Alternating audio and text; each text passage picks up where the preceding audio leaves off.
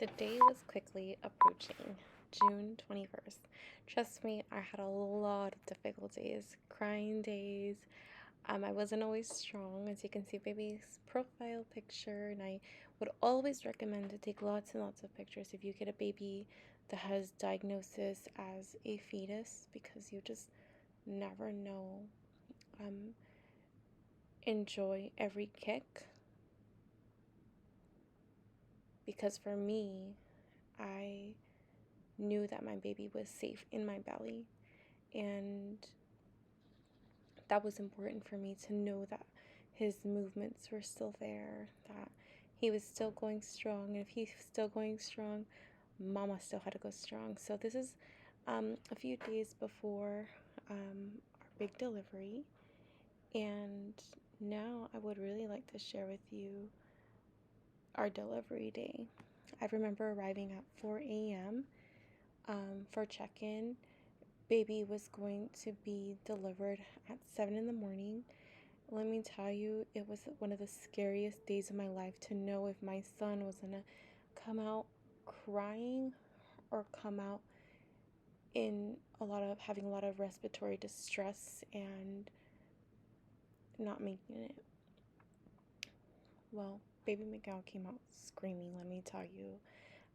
I had about 17 to 20 doctors and nurses and specialists, focused mainly on baby boy, but of course I also got the care that I needed.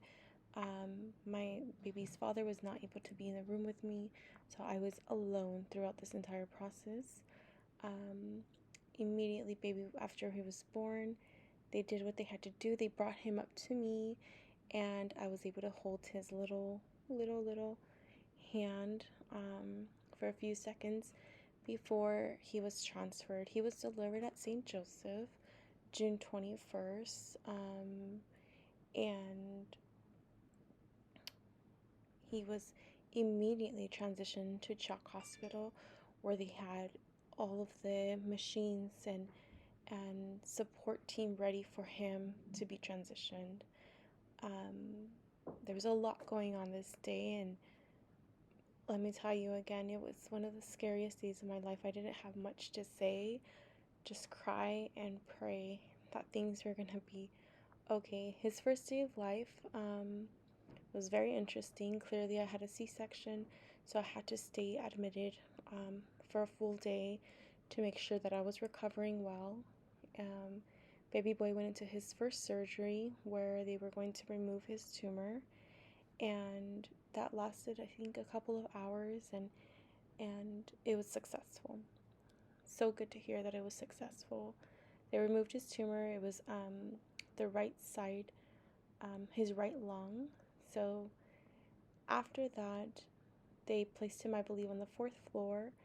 They started noticing that he had a little bit of respiratory distress.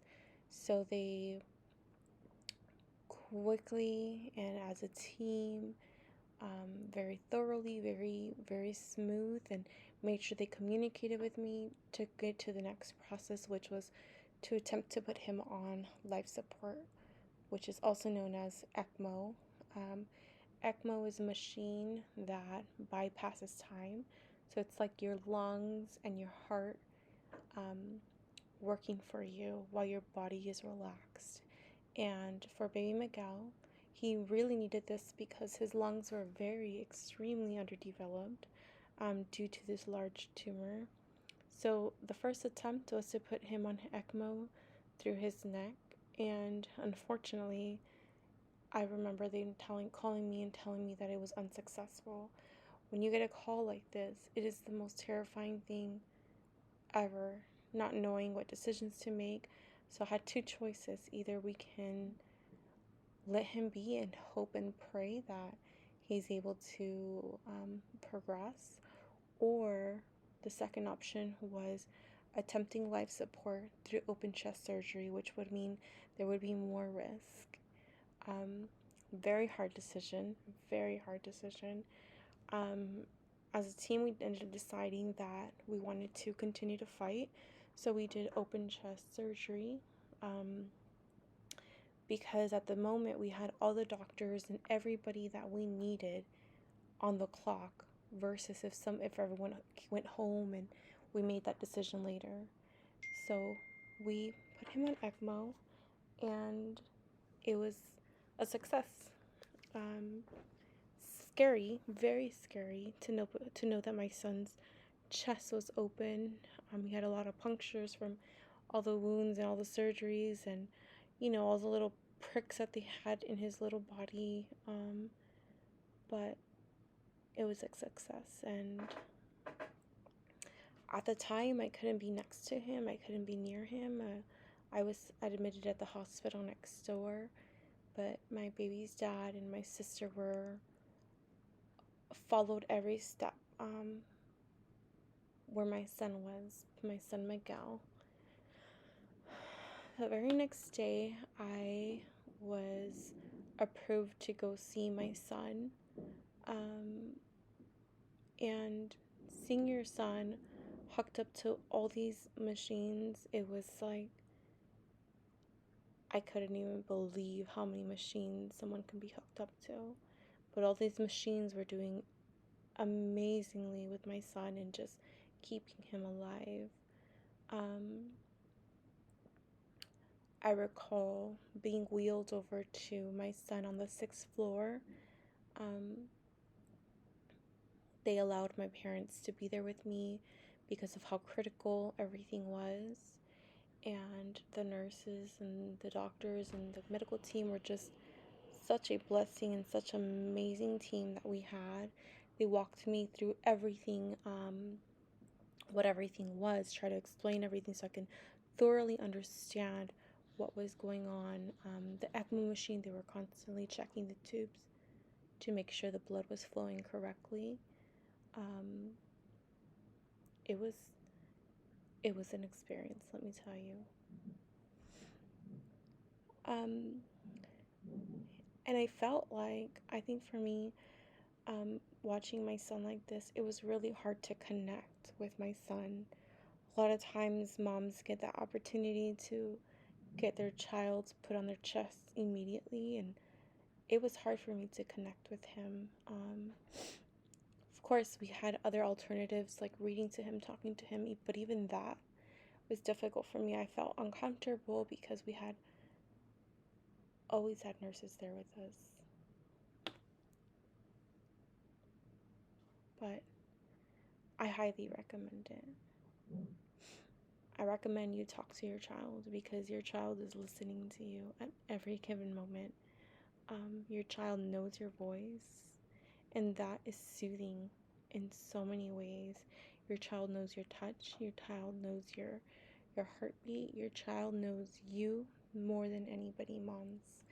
So this is him, and he had a lot of support from Chalk Hospital. They were just a blessing to us. So he had music therapy eventually. He actually, before I get there, he was on life support for 12 days. On the 3rd day that he was on life support, they attempted to remove him, and he was not able to tolerate more than 2 minutes. This was a Wednesday. 4th of July weekend, which was a couple of days later, my boyfriend and I decided to go see our daughter. So we drove home together. This was the first time that we did. Baby boy was going to undergo a procedure. And while we were at home, we got a phone call saying that baby boy had already been off life support for a couple hours. Through the procedure, they had to remove him off of ECMO for a little bit.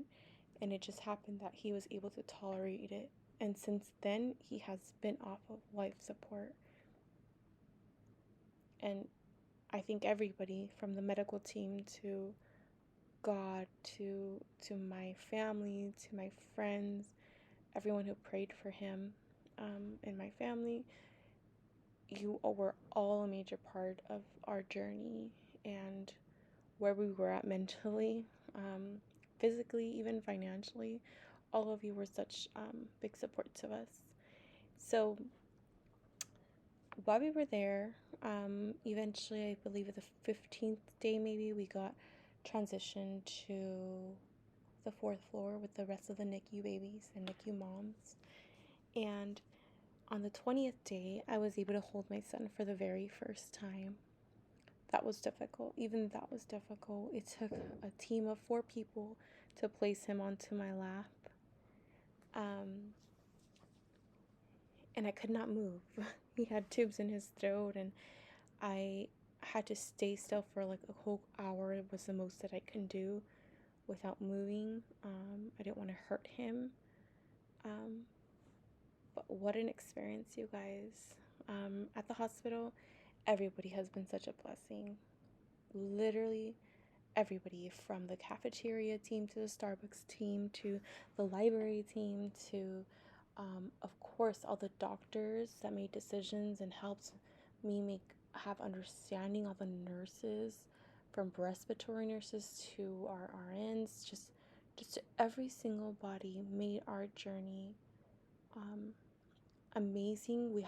I was also trying to breastfeed, and I met with the lactation nurse, and I feel like that's a whole nother subject within itself. But our experience at Chalk and St. Joseph it was exactly what my family needed. I'll continue later. I know I shared a lot of images, but it's amazing to see that my son is now a year old.